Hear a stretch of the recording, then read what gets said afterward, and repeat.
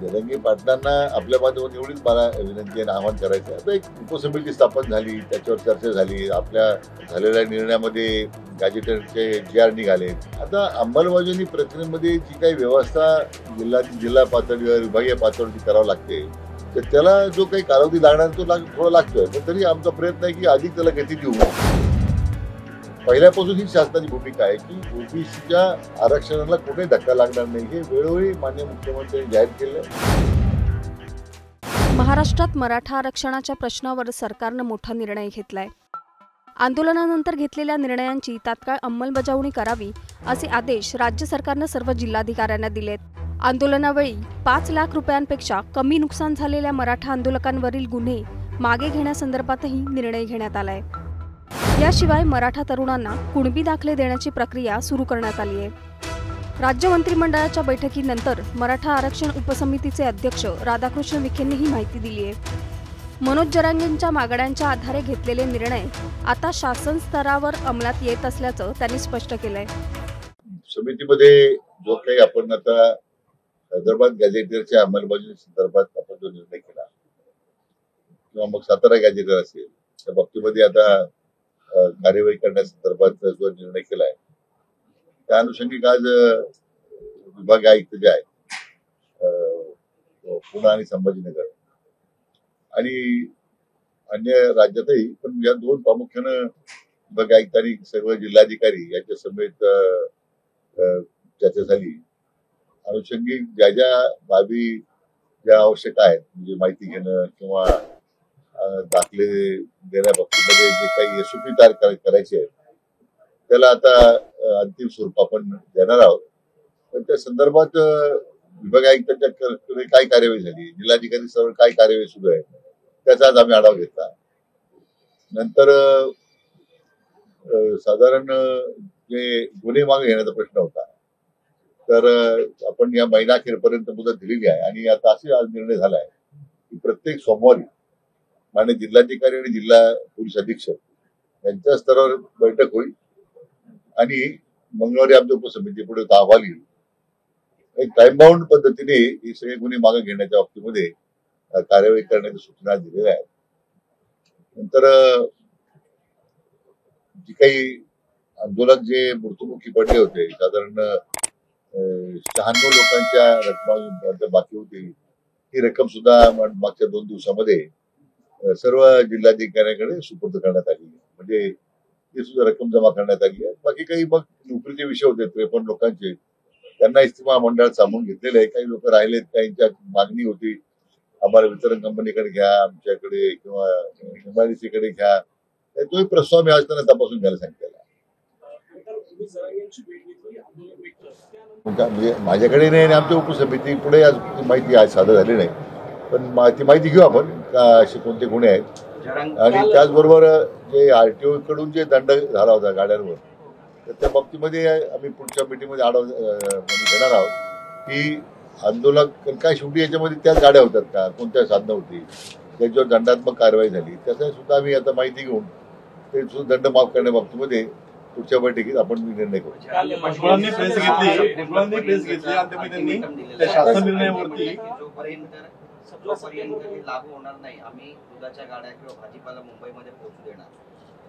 असं की जरांगे पाटलांना आपल्या माध्यमातून एवढीच मला विनंती आणि आवाहन करायचं आहे. आता एक उपसमिती स्थापन झाली, त्याच्यावर चर्चा झाली, आपल्या झालेल्या निर्णयामध्ये गॅजेटरचे GR निघाले. आता अंमलबजावणी प्रक्रियेमध्ये जी काही व्यवस्था जिल्हा पातळीवर विभागीय पातळीवरती करावं लागते, तर त्याला जो काही कालावधी लागणार तो थोडा लागतोय. पण तरी आमचा प्रयत्न आहे की अधिक त्याला गती देऊ, कालबद्ध पद्धतीने या सगळ्या याची अंमलबजावणी व्हावी असा आमचा प्रयत्न आहे.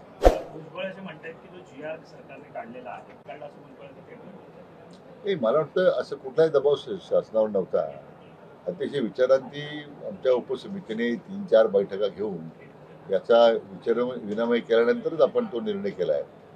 मग मागे मी काही दिवसापूर्वी मी माननीय भुजबळसाहेब आमचे ज्येष्ठ नेते आहेत त्यांना मी विनंती केली आहे की एकदा आपण त्या संदर्भात एकदा मी त्यांच्याकडे जाऊन बसणार आहे, चर्चा करणार आहे की याच्यात वास्तव काय आहे. बऱ्याच वेळा IQ माहितीवरही काही मतं तयार होतात, परंतु आम्हाला वाटतं की आमच्या समितीला असं वाटतं की निश्चितपणे आम्ही त्यांचा गैरसमज दूर करू शकतो. भुजबळांनी असं म्हटलंय का तो शासन निर्णय मागे घ्या किंवा त्यातला काही बदल जो आहे तो बदल करून सुधारणा करा.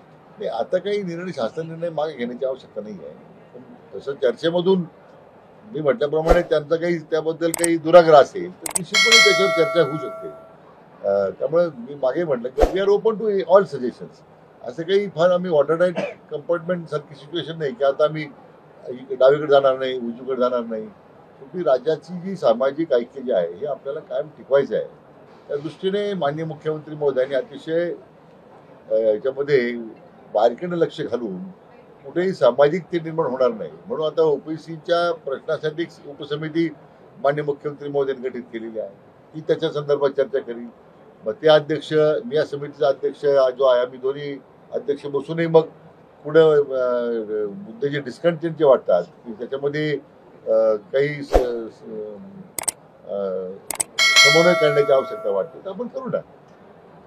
त्यांनी मुख्यमंत्र्यांना सुद्धा निवेदन दिलेलं आहे ओबीसी साहेबांच्या अध्यक्षतेखाली. स्वतः माननीय भुजबळ साहेब त्याच्या समिती सदस्य आहेत. ते चर्चा करावी आमच्या समितीवर. मग दोन्ही समिती अध्यक्ष चर्चा करतील पाहिजे दोन्ही समिती एकत्र बसून चर्चा करील. म्हणून मी म्हटलं की हा निर्णय माननीय मुख्यमंत्री महोदयांनी अतिशय सुचारार्थी केलेला आहे.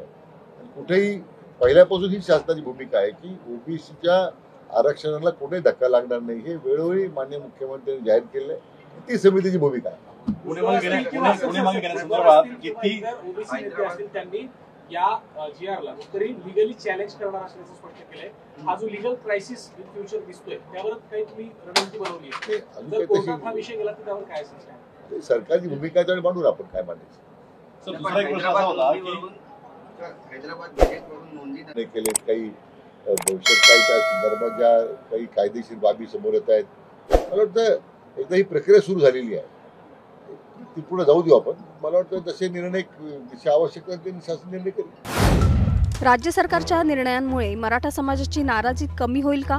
आपलं मत काय ते आम्हाला कमेंटमध्ये नक्की सांगा. आणि अशाच ताज्या अपडेटसाठी आमच्या चॅनलला सबस्क्राईब करायला विसरू नका.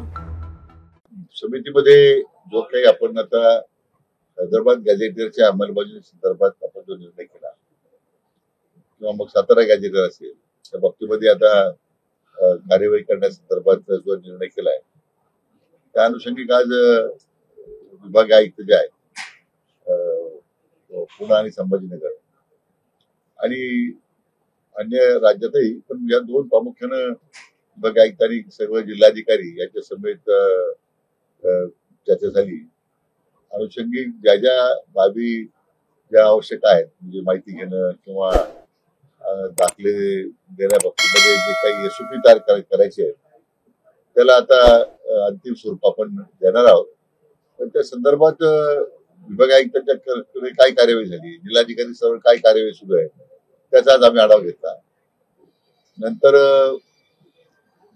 साधारण जे गुन्हे मागे घेण्याचा प्रश्न होता तर आपण या महिनाअखेरपर्यंत मुदत दिलेली आहे आणि आता असे आज निर्णय झाला आहे की प्रत्येक सोमवारी माननीय जिल्हाधिकारी आणि जिल्हा पोलीस अधीक्षक यांच्या स्तरावर बैठक होईल आणि मंगळवारी आमच्या उपसमितीपुढे अहवाल येईल. एक टाइम बाउंड पद्धतीने हे सगळे गुन्हे मागे घेण्याच्या बाबतीमध्ये कार्यवाही करण्याच्या सूचना दिलेल्या आहेत. नंतर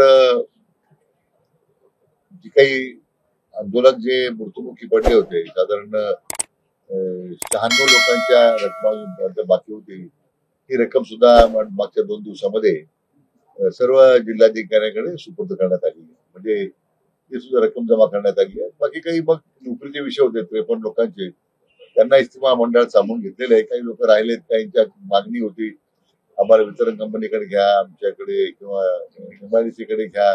तोही प्रस्ताव मी आज त्यांना तपासून घ्यायला सांगितलेला. म्हणजे माझ्याकडे नाही आणि आमच्या उपसमिती पुढे आज माहिती आज सादर झाली नाही पण ती माहिती घेऊ आपण का असे कोणते गुन्हे आहेत. आणि त्याचबरोबर जे RTO कडून जे दंड झाला होता गाड्यांवर तर त्या बाबतीमध्ये आम्ही पुढच्या मीटिंगमध्ये आढावा घेणार आहोत की आंदोलक काय शेवटी याच्यामध्ये त्याच गाड्या होतात का कोणत्या साधनं होती त्याच्यावर दंडात्मक कारवाई झाली त्याचा सुद्धा आम्ही आता माहिती घेऊन ते सुद्धा दंड माफ करण्याबाबतीमध्ये पुढच्या बैठकीत आपण निर्णय करू. भुजबळांनी प्रेस घेतली आणि त्यामुळे त्यांनी त्या शासन निर्णयावरती जोपर्यंत हे लागू होणार नाही आम्ही दुधाच्या गाड्या किंवा भाजीपाला मुंबईमध्ये पोहोचू देणार. असं की जरांगे पाटलांना आपल्या माध्यमातून एवढीच मला विनंती आणि आवाहन करायचं आहे. आता एक उपसमिती स्थापन झाली, त्याच्यावर चर्चा झाली, आपल्या झालेल्या निर्णयामध्ये गॅजेटरचे GR निघालेत. आता अंमलबजावणी प्रक्रियेमध्ये जी काही व्यवस्था जिल्हा पातळीवर विभागीय पातळीवर जी करावी लागते तर त्याला जो काही कालावधी लागणार तो थोडा लागतोय. पण तरी आमचा प्रयत्न आहे की अधिक त्याला गती देऊ, एक कालबद्ध पद्धतीने या सगळ्या याची अंमलबजावणी व्हावी असा आमचा प्रयत्न आहे. भुजबळ असे म्हणतात की जो GR सरकारने काढलेला आहे कारण असं भुजबळांचं कहणं आहे. नाही, मला वाटतं असं कुठलाही दबाव शासनावर नव्हता. अतिशय विचारांती आमच्या उपसमितीने 3-4 बैठका घेऊन याचा विनिमय केल्यानंतरच आपण तो निर्णय केला आहे. मग मागे मी काही दिवसापूर्वी मी माननीय भुजबळसाहेब आमचे ज्येष्ठ नेते आहेत त्यांना मी विनंती केली आहे की एकदा आपण त्या संदर्भात एकदा मी त्यांच्याकडे जाऊन बसणार आहे, चर्चा करणार आहे की याच्यात वास्तव काय आहे. बऱ्याच वेळा IQ माहितीवरही काही मतं तयार होतात, परंतु आम्हाला वाटतं की आमच्या समितीला असं वाटतं की निश्चितपणे आम्ही त्यांचा गैरसमज दूर करू शकतो. भुजबळांनी असं म्हटलंय का तो शासन निर्णय मागे घ्या किंवा त्यातला काही बदल जो आहे तो बदल करून सुधारणा करा. नाही, आता काही निर्णय शासन निर्णय मागे घेण्याची आवश्यकता नाही आहे. पण तसं चर्चेमधून मी म्हटल्याप्रमाणे त्यांचा काही त्याबद्दल काही दुराग्रह असेल तर निश्चितपणे त्याच्यावर चर्चा होऊ शकते.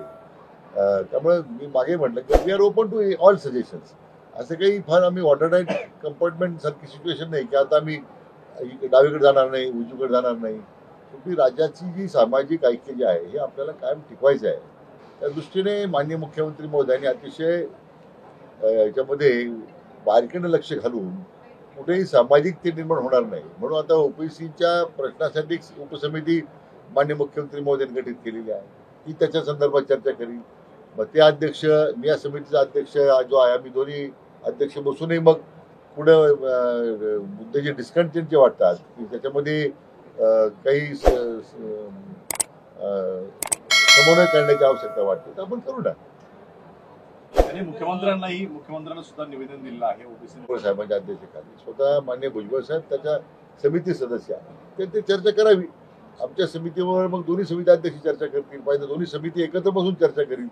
म्हणून मी म्हटलं की हा निर्णय माननीय मुख्यमंत्री महोदयांनी अतिशय विचारांती केलेला आहे. कुठेही पहिल्यापासून ही शासनाची भूमिका आहे की OBCच्या आरक्षणाला कुठेही धक्का लागणार नाही हे वेळोवेळी माननीय मुख्यमंत्र्यांनी जाहीर केलेलं आहे. ती समितीची भूमिका आहे.